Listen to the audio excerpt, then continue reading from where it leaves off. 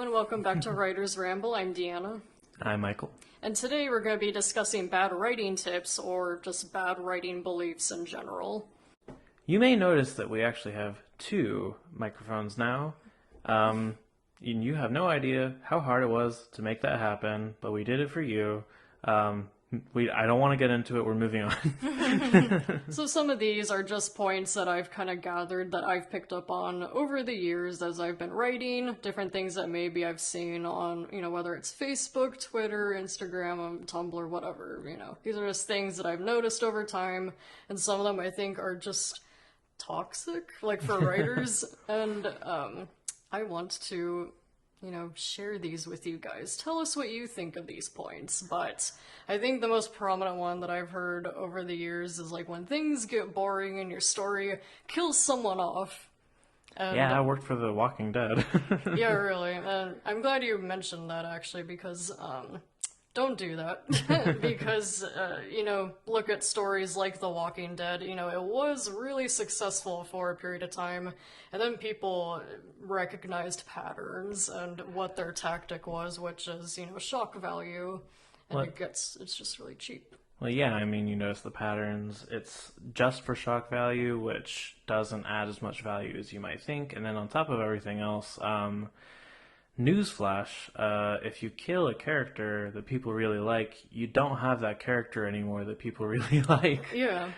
And then, weirdly enough, they get upset at you like, hey, I really like them.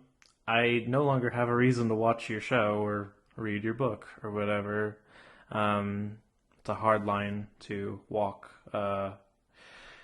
how you should or should not kill off characters. You can be like the George R. R. Martin and just like go nuts with it and still be considered a good writer if you can do it well. Most people are going to only be able to get away with killing off a couple main characters in very important ways and still be considered good writers. It's just not ever an easy thing to do, and you have to consider a lot of things.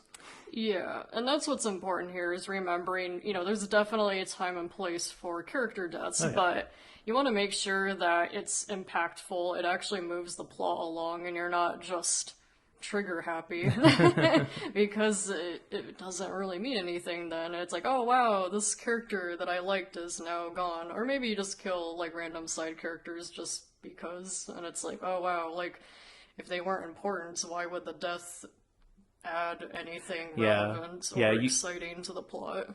Exactly. You can have both problems. You can have it where the character was too important, and now people are like, well, I don't care about this anymore, or they're not important enough, and it's like, they might be a little sad that they're gone, but at the end of the day, the other characters are crying over them, and it's like, the readers have like a disconnect with the characters, and they're like, well, I didn't really think they were that important.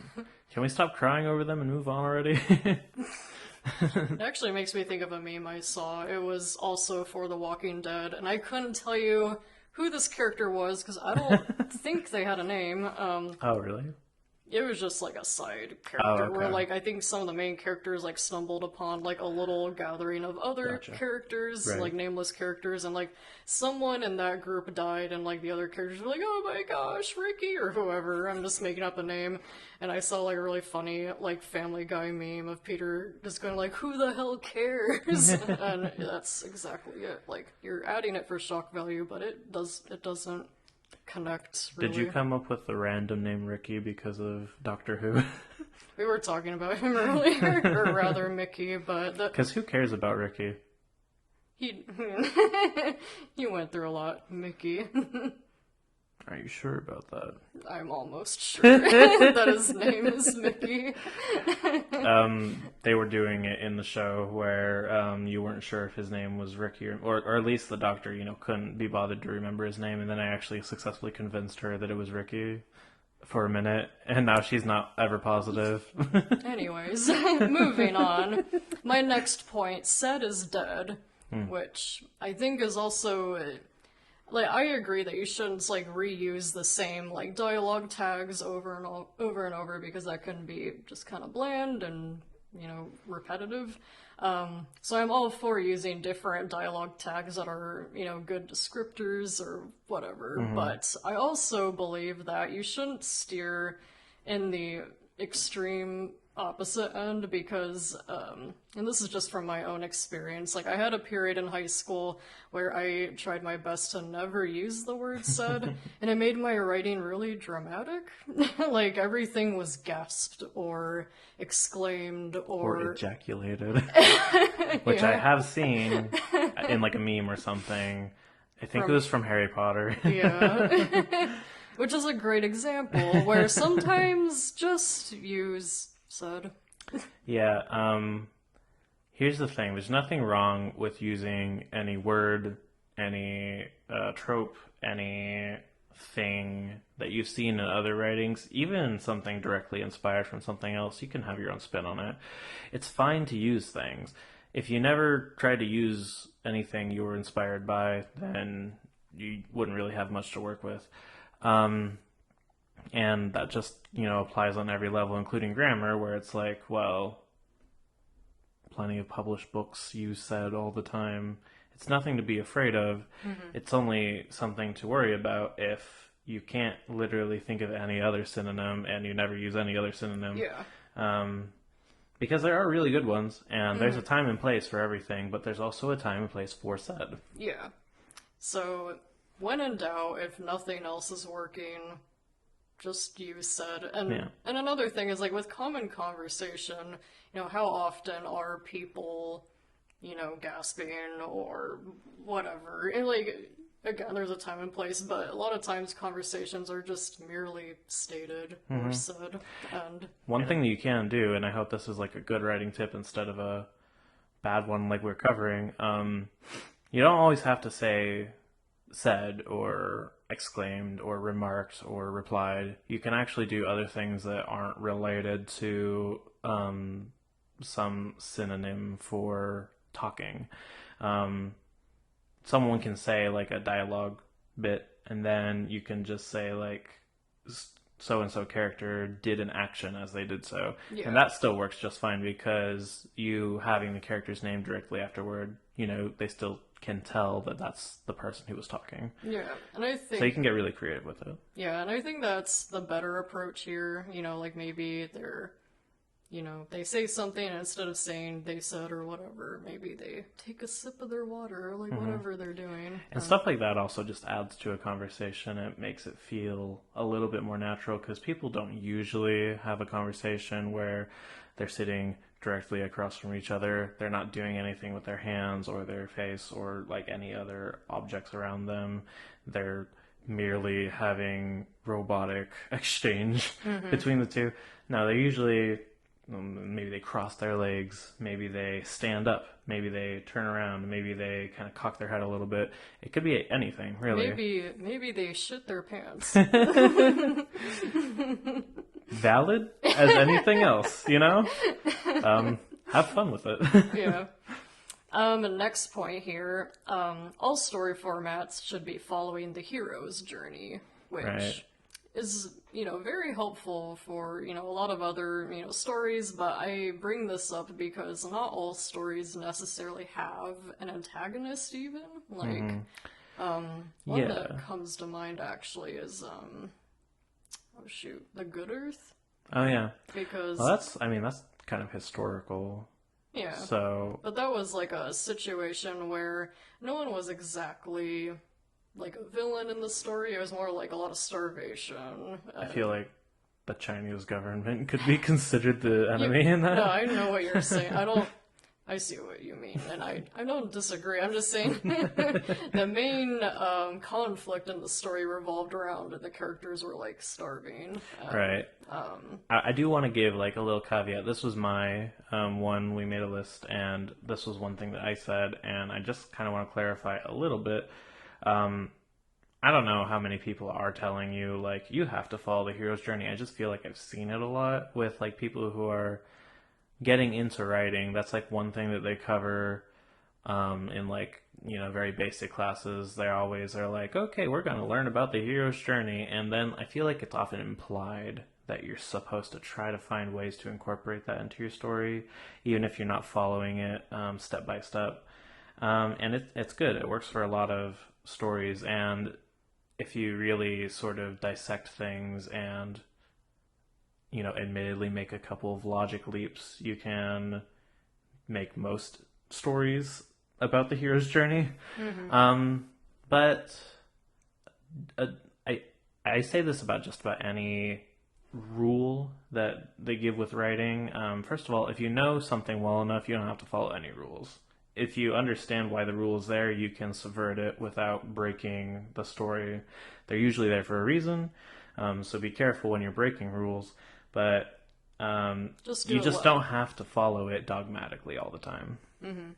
And I actually wanted to bring up an example where I think a story could have been better by just not having a villain at all. I think of WandaVision was like a really good series, and I was actually disappointed when they, spoiler alert if you haven't seen WandaVision, and I can't remember her name now, but it was like her neighbor, like Agatha. Oh, Agatha, yeah. Yeah. I feel like the story would have been actually better if they hadn't focused on Agatha and just made it more about Wanda's like inner demons and like her depression. Which is what it was up to that point. Wanda was more the villain in that show than Agatha really was, because she was kind of incidental in what was happening in the town. You could argue that she was encouraging Wanda, or just... I really don't understand Agatha's motivations in WandaVision, but you could make arguments as to why Agatha deserves to be the villain. I'm not going to fight anyone on this. All I will say is that she wasn't necessary. She came in at the last minute as like a surprise twist villain. It felt like tacked on, like an afterthought. Like, oh, we need a villain. You know what? Let's do this. And it's I think didn't need it. Her entire existence was predicated on the Marvel formula, where you can't have a superhero movie where there's not a big CGI fight scene at the end, apparently, even if it doesn't fit the tone and it doesn't make a whole lot of sense. Plus, WandaVision falls into another sin of the Marvel formula, which is that the villain was basically the superhero, but evil. They do that in a lot of Marvel movies. Ant-Man, WandaVision, Iron Man. I think most of them, name a random Marvel movie. I just defaulted to the first Avengers. I mean like an individual one, not like a team-up one. Thor. Loki was like the villain in the second one. No, he wasn't. He was in the first one, too. No, he's an antagonist. Yeah, he was more a villain in the first one. And, he's better than most other villains that are basically the superhero, but evil, because he actually is a more interesting character. But he is just another Asgardian, so there's a connection there.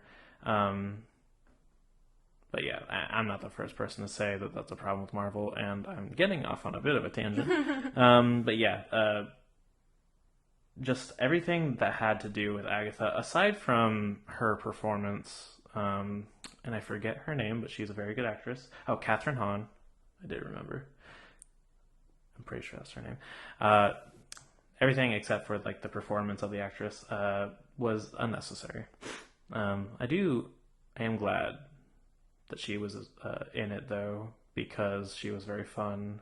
But aside from that, not necessary. Yeah, I think it would have been a much more impacting story if they had just stuck with, focusing on Wanda, going through her grief. I think that would have been far more interesting, and it already was really interesting. Yeah. And so I feel like they should have just leaned into that.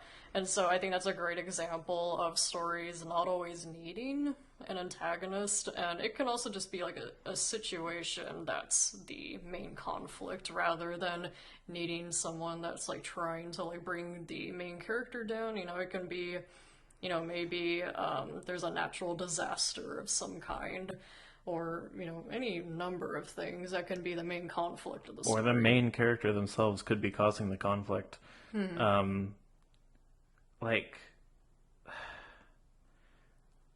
I'm gonna get upset about WandaVision again because they just couldn't let Wanda be the bad guy in that one.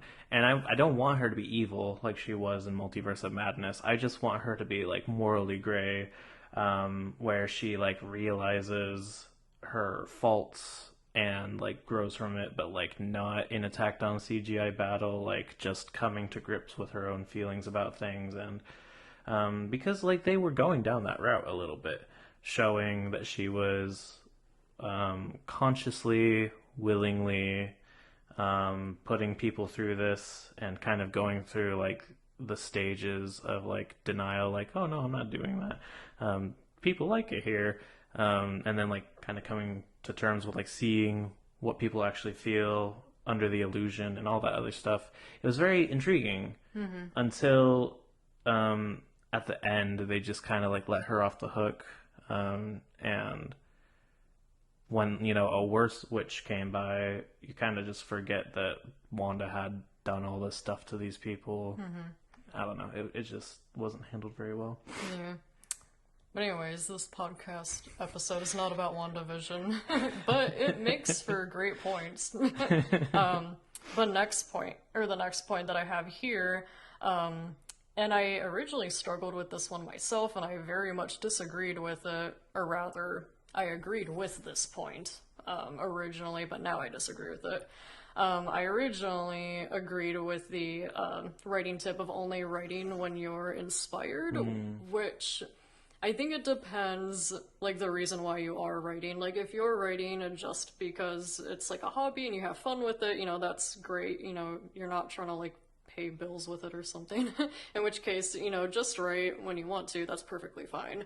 But if you do have, like, a goal of, like, you want to actually, like, really seriously publish this and you're trying to, like, meet those deadlines or just, finish the story, like, you can't only write when you're inspired. And, like, the first fan fiction that I wrote and had on Fanfiction, like, I did write that solely just based off of inspiration. Like, I was really lucky, and, like, that full 13 months really was just inspiration, but it eventually withers and dies over time, and that's just kind of the natural progress of being a writer. I feel like, you're working on a project, you're passionate about it in the beginning, but over time it can kind of fizzle out a little bit, which is, like, really normal. I have a great example for this, but talk to any writer and ask them, hey, have you ever had writer's block? Is any of them going to say no? Are you going to say no? Or if you're a writer and watching this? Exactly. But, like, an interesting comparison, I almost feel like you have to think of your story almost like a relationship or like a marriage. Like, you start in the beginning, you have, like, your honeymoon phase and everything's wonderful and you're, like, totally in love and it's all you think about, that other person, or in this case, the story, I guess, because you're excited that you're writing it. And then, like, over time, you get more comfortable, and then, like, maybe you're, like, you just don't have the butterflies anymore, and that doesn't mean you don't love them. Magic is gone. Doesn't mean you don't love them anymore, but it's just a little different now. It's over. Dead. No. Yeah, so as somebody who kind of falls into the camp of only wanting and being motivated to write when I am feeling inspired, this is a harder one for me to talk about without sounding hypocritical. I'm going to try my best, though. Do as I say, not as I do. You're a great role model. I believe that you should write consistently would be best, but if you can't do it consistently, at least more often than just when I feel like it. Because here's the thing, right? What you write when you aren't feeling motivated or inspired could be shit. Could be. It could also be bad, or not bad. It could also be decently good, It could be good. It could kickstart you into a more writing mood. Regardless, if you can get ink on paper, type words on the keyboard, if you can get something on the page, that's infinitely better than nothing. And guess what? If it's not published yet, then you can always edit it. And that's going to happen several times before you get published, so you'll have plenty of opportunity. Fix it in post, you know? But it definitely won't be published if you Don't write anything. Yeah. And, yeah, so, you know, having something is better than having nothing, and you might consider it a waste of time if you, like, go back and you're like, well, all of this was shit, I'm tossing it. You might think of it as a waste of time, but you're still engaging with it, and if you throw all of it out, you know, you're still thinking about it. At the very least, you've eliminated one possibility. Now you can go a different direction, and hopefully that one will be better. So you're still making progress, even if it's slow, so long as you just do it.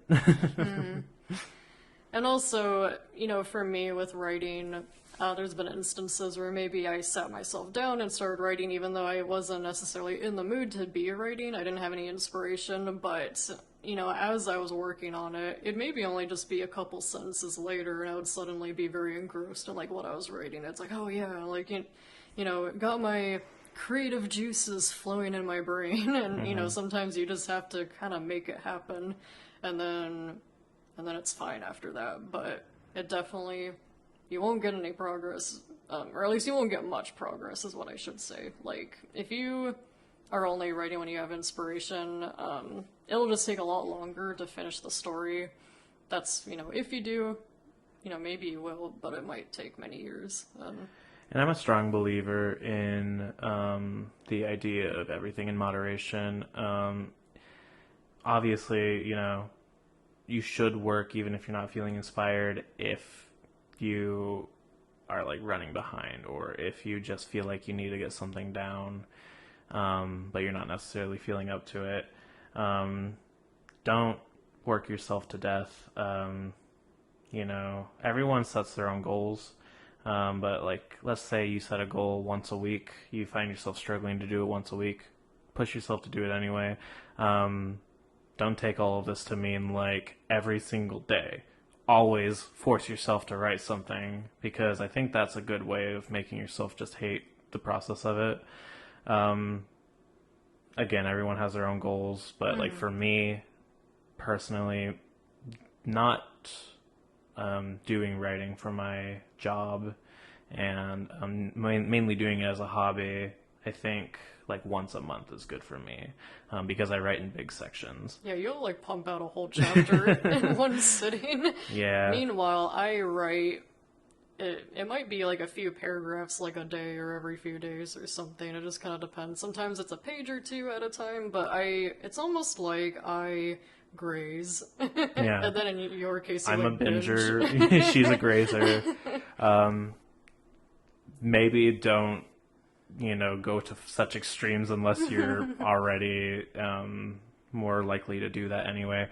But yeah, so again, set your own goals, but stick to the goals and don't burn yourself out. Yeah. It's hard to balance, but I'm sure you can manage. Yeah, and I will also say, like, there are instances where maybe you try to, make yourself right, and, if nothing is, like, really working and you feel like what you're, producing really is just crap, like, maybe you just need a break from writing in that case. Like, maybe you've been writing a lot lately, and in which case, I always recommend reading. It's great to get outside of your own head and, kind of digest other writers' words for a little while. Yeah. Or literally just anything else. Like, if you want to go on a walk or play a video game, like, I don't know, just, like, literally anything else to just kind of disconnect yourself from writing for a little bit, and then, like, get back into it when you think that you actually can put words to paper. But, so, like, there's definitely instances where, take a break if you need it, but also don't, like, only write when you have inspiration either. Right. Yeah, take it from me, who has like the brain of a hamster. As an adult, you don't really typically have people forcing you to do things or not to do things. So it's up to you to force yourself to write, the thing that you probably don't want to do. Well, you might want to, but it also might be hard to. And then give yourself a treat. Give yourself like a day off if you need to. That's what works for me. If I give myself a treat, I feel like, doesn't quite feel the same when you pat yourself on the back, but it's better than no pats on the back. Mm-hmm. So this next point, maybe you've heard, you probably have heard it, but write drunk, edit sober. I'm trying to remember, who is it again? It was Ernest Hemingway. That's what I thought, okay. So yeah, maybe that worked great for him, but, don't become an alcoholic for your passion. And I see what he means. It's kind of silly, it's kind of funny, and maybe you're more passionate because you're more relaxed and kind of being loose. You might even have some good ideas. Maybe. But, don't, kill your liver and kidneys over it. and... Oh, sorry, go ahead. Well, and also, if you want to try that every now and again, go for it. Yeah. But it also just kind of doesn't seem like the greatest idea for cohesion to have every part of it initially having been written drunk. If you like to, play connect the dots with dots drunkenly scrawled on the page by a drunk person, then be my guest. But for me anyway, I have to do a lot of conscious thinking about where I want things to go, especially when I'm not even writing. Mm-hmm. So if I can't remember what I wrote the other night, I can't exactly do that. Yeah. So I think that could be a fun experiment. Yeah. But don't take it to heart too much. I do kind of wonder how seriously people do take this, because I think that's more of a quote than advice, but we're covering everything here. Yeah, for young, impressionable writers, especially ones that maybe haven't even started drinking yet, and they're like, oh, when I, in the future, I can't be a writer until I'm 21. But yeah, it's probably just meant to be more of kind of a silly thing, but maybe some people do actually practice this. I don't think I would be able to produce anything worth saving if I did it that way. I just don't think it'd be good. I don't think it'd be good content that'd be coming out. I understand the idea of editing it afterwards so that it's better, but I don't think I would have anything groundbreaking or awe-inspiring when I'm drunk. I feel like you could get a certain amount of output from that, but you'll end up with a lot more waste. Yeah. That way, you could if you're in a rut, get more output that way. But if you are doing just fine, then maybe just write sober, edit sober. Yeah. So this next part, or rather tip, I have heard some people say to avoid tropes, which just isn't possible. If you're familiar with what a trope is, it's basically just there's a lot of different definitions, but it's various story themes that you may see, if you have a hero in your story, that's automatically a trope. If you have a love triangle, that's a trope. So many things fall into the category of a trope, and you could unintentionally put a trope in. Yeah. That's why I say it's unavoidable, because a lot of people think they have really grand, unique ideas for a story, and then if you explain your if you were to give your synopsis to someone, they're like, oh yeah, that's oh yeah, it's like that one. Yeah. It's unavoidable. Okay, so get this. I have a brand new story idea. It's about teens who have to kill each other in combat to satiate the government, and they're all starving. I think I'm going to call it the starving contest. What do you think? It's my original idea. Do not steal. Yeah. I'm thinking of writing a story about children that are also wizards. And they go to school together. Oh wow, I've never heard of anything like that before. Obviously it's not that egregious usually, but it's good to be original. And if you think you have an interesting twist on a popular trope, then go for that. Mm-hmm. But it's easy to kind of lose yourself in the weeds of I want to make a super original story. Chances are somebody else has already done it. Somebody else might have already done it better. But you know what? other people read the other thing, so But they haven't read your they version. haven't read your version. Yeah. That's what makes it original. Yeah, and you never know what you might bring to the table that the original didn't have. It's easy to not know your own strengths because you're too close to your own writing. It's easy also to not know your own weaknesses because you're too close to your writing.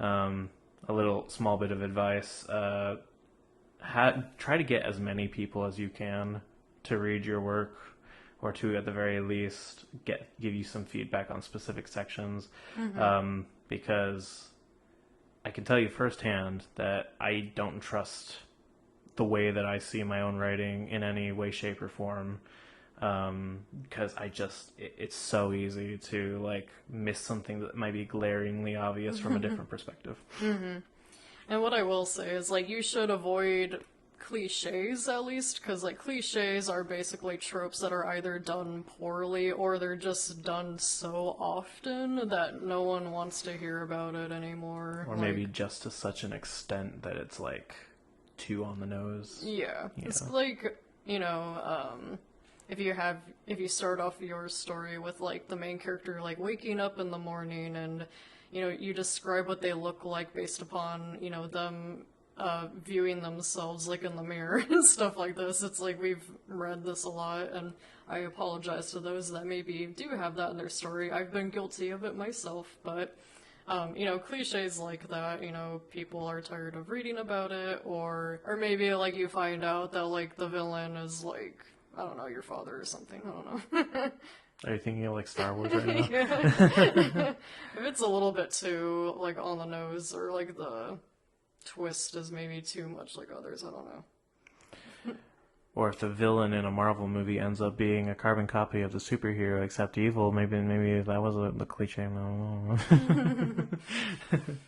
So this next point, I'm pretty biased, I will admit, and it's not exactly a writing tip, it's more just a writing belief, but I am really annoyed with people that act like fan fiction is like doesn't count as like writing or like a story, because that's just not true. And you know, it doesn't, does it? No, I'm kidding. Like, I understand that there are a lot of fan fictions that are fucking awful. Like, I understand that. But there's also definitely tons of other fan fictions where you can see a lot of passion in the writing, and it has, like, really good execution, and, like, you know, it's a good story. I've read some fan fictions that were better than, like, published, you know, pieces of literature that I've read. And lots of stories that exist nowadays people don't realize are fan fictions, and I'm not talking about 50 Shades of Grey, but that is one that everyone already knows is a fan fiction of Twilight. I think only people living under a rock don't know about that one. 50 Shades of Grey is like the one that people can point to give fan fiction a bad name. Not to say that there's only one, but it's probably the most popular one. I've gone over this with you plenty of times. I mean, you know, a fan fiction is not as legitimate as, you know, an original work by the original author. That doesn't say anything about the quality of the writing. And sometimes it is legitimized. So really, if you're trying to draw a line in the sand, the line has been kind of mostly eviscerated by what even counts as a fan fiction sometimes. So yeah, it's the only thing I would say that kind of would be a negative toward fan fiction is that, and this is the only thing definitively because they're very varied, but it does not take as much effort to reuse a character as it is to make one. But that's literally it. Like, because they do crazy shit with the characters, stuff that you wouldn't ever imagine, and, you know, points for creativity there.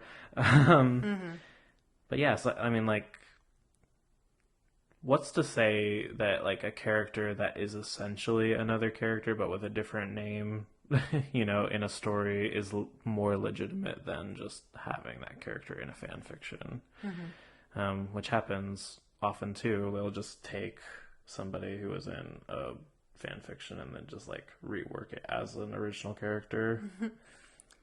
I just remembered that an Outlander actually, and I just want to say I've never actually read Outlander. My mom, was like a huge fan of Outlander and has like read all the books many times over.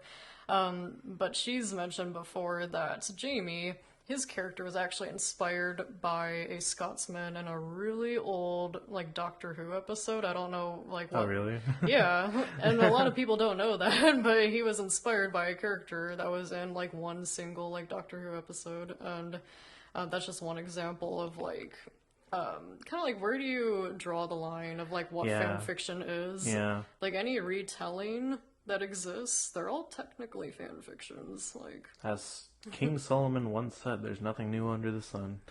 And yeah, so if you like Outlander, you can't dislike fan fiction.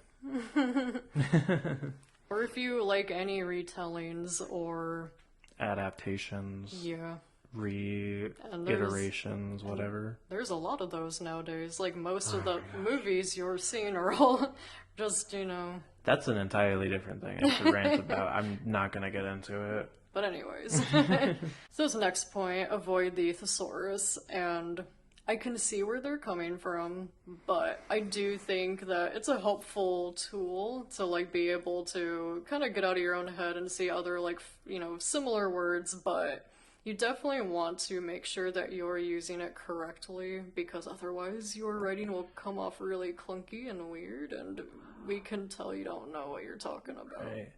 You should avoid the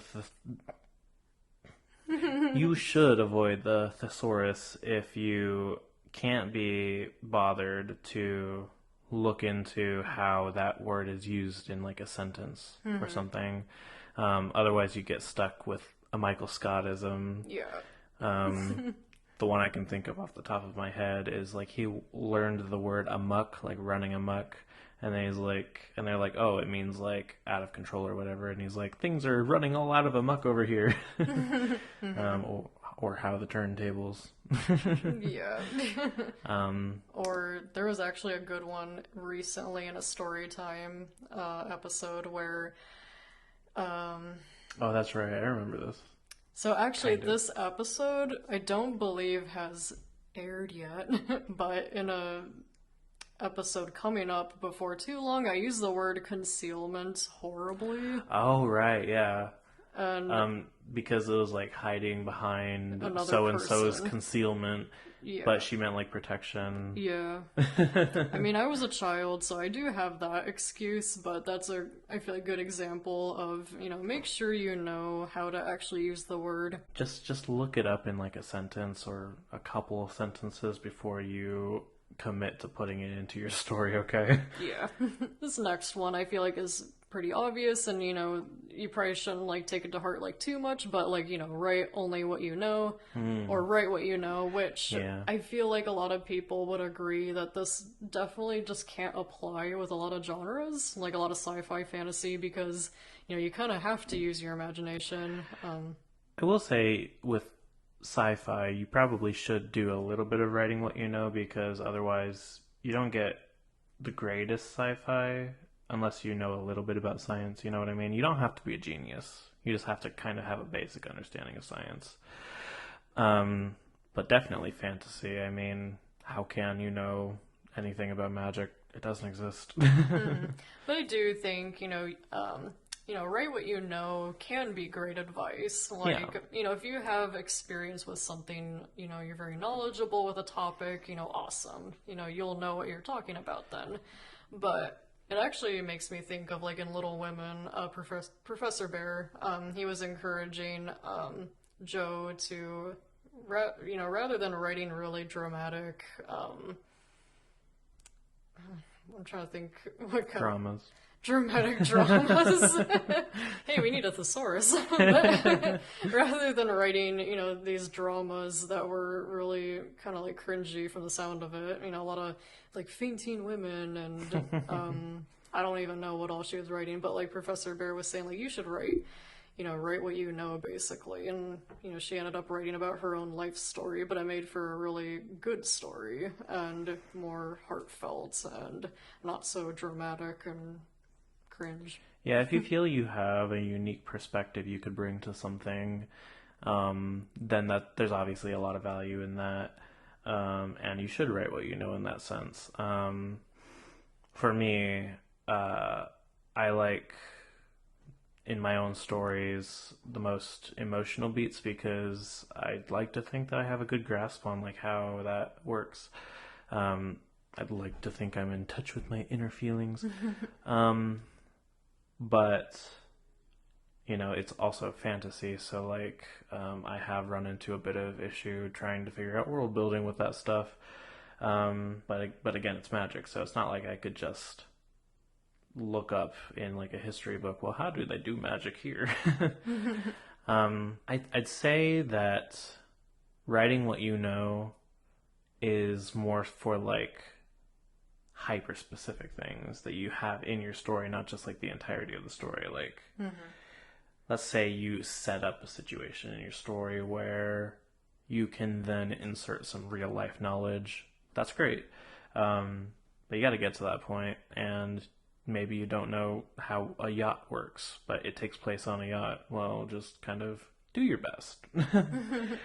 It's not like the common person is going to be an expert on that either, so don't worry too much about it. Yeah, so like if you're not familiar with, what it is that you are reading about, make sure you do research.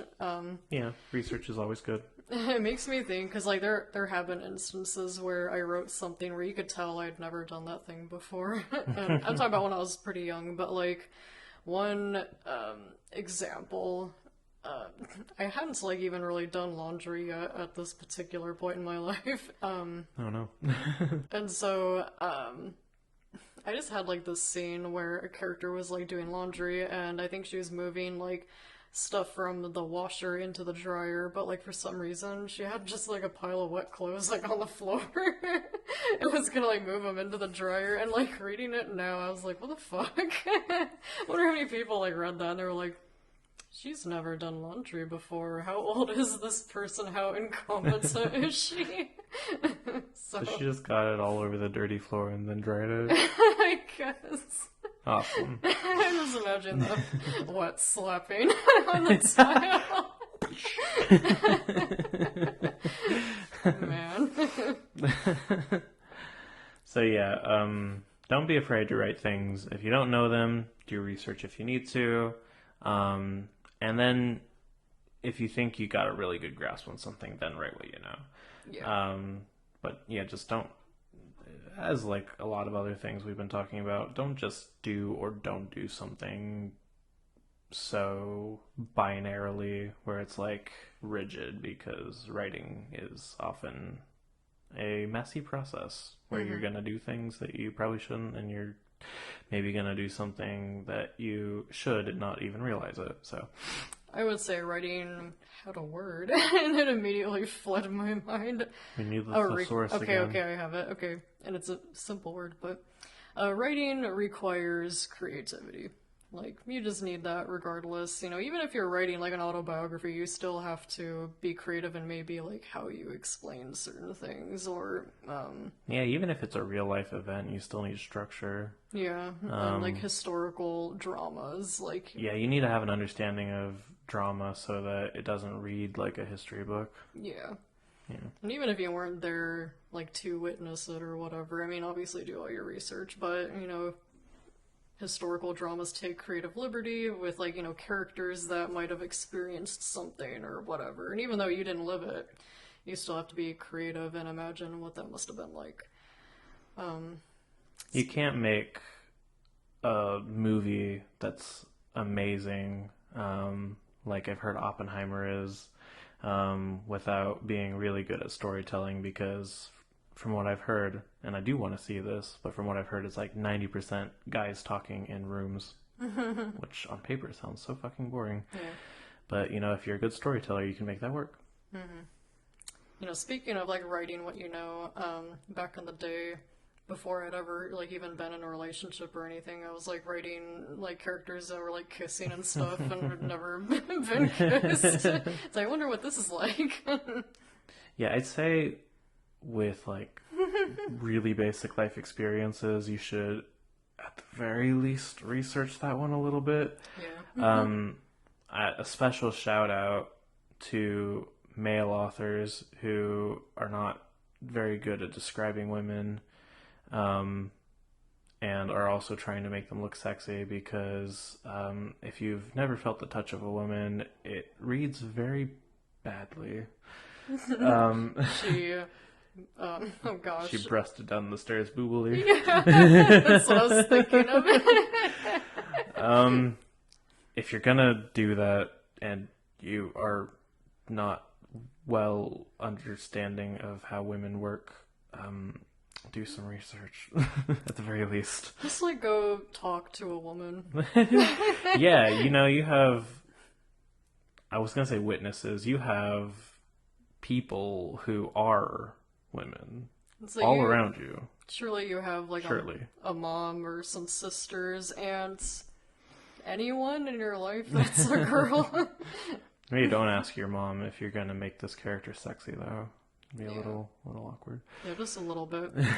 I will say though, and then we'll move on to the next point, but like I do recall when I was like in middle school, like writing like poetry that was like about like a breakup or something, and my brother was like, "You've never even been in a relationship." Right. And my mom's like, "Leave her alone, she can write whatever she wants," and I was like, "Yeah, you let me write my awesome song." I've imagined what it's like to feel heartbreak. Yeah. You probably didn't do much worse than like a 14-year-old would have, who just like got broken up with and they thought that it was love, but they really don't understand what love is yet. I don't know. So as the next point, you probably heard it a lot in school, but always have an outline. And this one I would almost agree with, except it kind of depends on like the kind of writer you are. I do think having an outline is very helpful, and the kind of story I'm writing, I need an outline.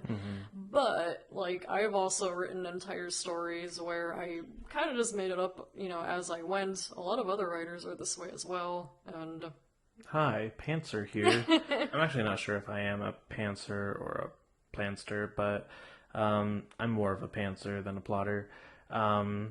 It's okay if you don't know what the fuck you're doing. If you felt like you needed to know everything right off the bat, I don't think I would have ever written anything, and I think there's a lot of other people who are in that same camp. It is fine to just go for it and make a lot of mistakes along the way. But keep in mind that they're mistakes, and you will have to do more editing later.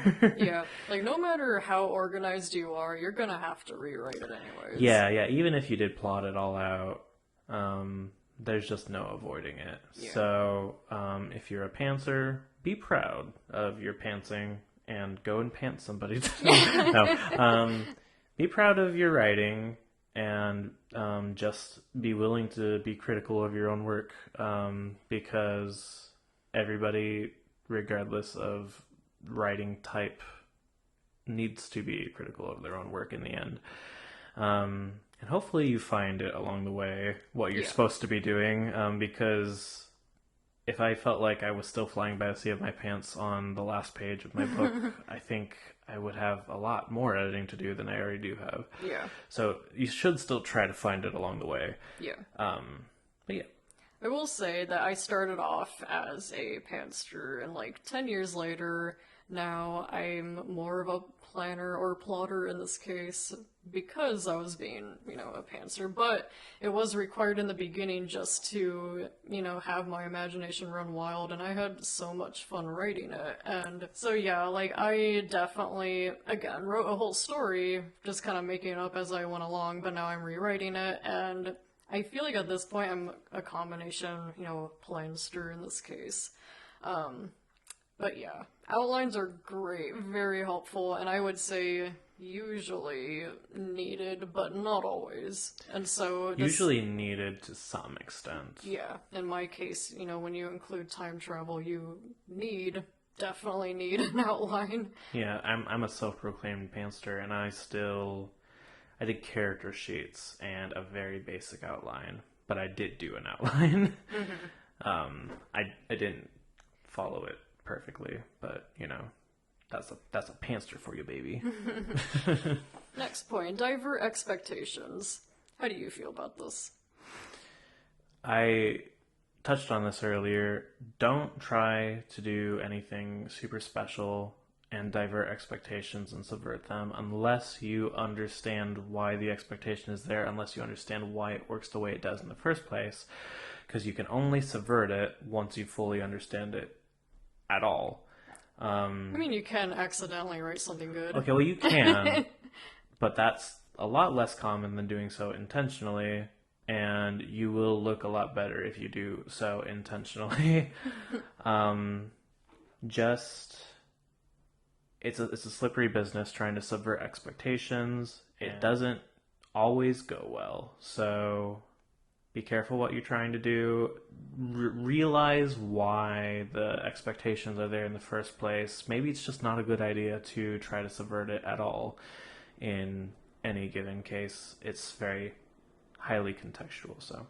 I feel like it ties in with the tropes versus cliches. Tropes work because they work well. Yeah. Cliches don't work because they're bad. And they're... And then originality can also be bad if you are trying to avoid a trope to the extent that you're making something bad. Well, that's what I meant, how it's connected. You can want something original and that's great and all, but if you do it for the sake of just having something crazy and wild, you might just write shit instead. But originality does not equal quality. Yeah, think it over. Sometimes something that's been done before is perfectly fine. If it works good for the story, if it has things flow more smoothly, awesome. And it's okay if it's been done before. Next point, don't use adverbs, which I feel like it's one of those things where it's kind of said is dead. It's the words exist, it's fine to use them, just don't overdo it. This is one I haven't personally heard as much. I think it's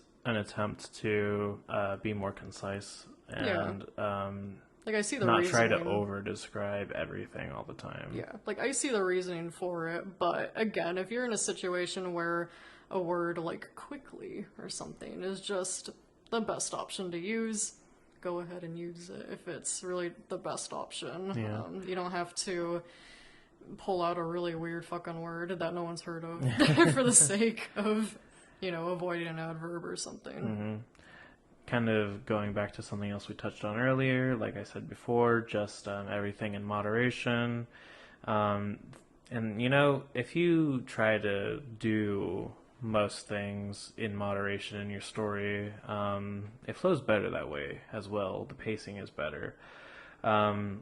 Obviously you can go harder in some areas, a little lighter in other areas. That's also good pacing. It's just, if there's a topmost amount of description and a lowermost amount, you want to be in the middle. You don't want to be going like this over and under. Mm-hmm. So moderation isn't just a straight line. There's a zone, and just try to stick in that zone unless it calls for getting out of that zone in very specific cases. Rules are there, but they're allowed to be broken if you understand how they work, like I said earlier. Mm-hmm. Also, another similar point, don't use semicolons, which, Another one I haven't really heard too much. Yeah, I've heard it. It's I understand that some people go nuts using them as often as they can. I would say, if you know how to use them, go for it. Just, don't overdo it. Which, again, applies to, the other points of, avoiding adverbs or the word said. As somebody who thinks that they know how semicolons work, I find that there's not a ton of situations that call for it. Mm-hmm. And oftentimes, if you think you do need to use a semicolon, it might just be easier to use a period. Yeah. Because it is very specific what you can use a semicolon for, and I can't imagine why there would be, like, people who just I don't want to know what it looks like when people overuse semicolons. That sounds like it would read really awkwardly. It was me in high school. Oh. I was using them correctly, but it also was very long-winded in everything I was saying, and it's like, that's just where it's good to be concise sometimes, which... Well, I mean, it is good to be concise, and that was something that was like a real tough pill for me to swallow back in the day. Don't be afraid of periods. It happens every month. It's perfectly natural. And last point, show, don't tell, which I would normally agree with it. It's great to show things, you should show things, but there are also instances where not everything has to be described in crazy detail, like... Some things are just simpler if you just state it, you know, for the sake of the pacing of the story. You don't want to, like, drag on and on. Like, I'm thinking of Bram Stoker's Dracula. There were, like, several pages used to describe the weather. Or a common one being J.R.R. Tolkien did the same for trees. 20 or so pages of just describing trees. Like, I don't fucking care. Just move on. I would say... that you should show as often as is reasonable instead of telling. And when telling becomes necessary, don't be afraid to just do that. Yeah. You know, nobody cares for an info dump. Nobody cares for an info dump. Nobody cares for excessive exposition. That being said, trying to find some visual way to give information can often be harder and unnecessary, just like said, or trying to find alternatives to said.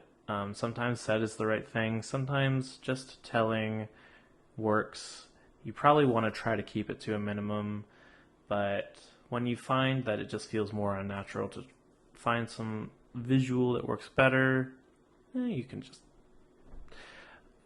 I feel like the main sort of theme that I found that I am giving advice for in this episode is just like, you should probably do things sometimes. You should probably not do other things other times. It kind of depends. You know, it's so hard to talk about writing as a whole because there's so many different kinds of writing and it's all super duper highly contextual. You got to use your best judgment a lot of the time, and oftentimes, the way that you figure out how to judge things is by just trying and failing, just like all the rest of us. Mm-hmm. There's always exceptions to the rules, Yep. no matter what, which is why Always. I have beef with a lot of writing tips, because, you know, they're usually talking in extremes, and... Overgeneralizing. Yeah, and there's always exceptions where people have broken those rules, or they just know how to execute it better, and...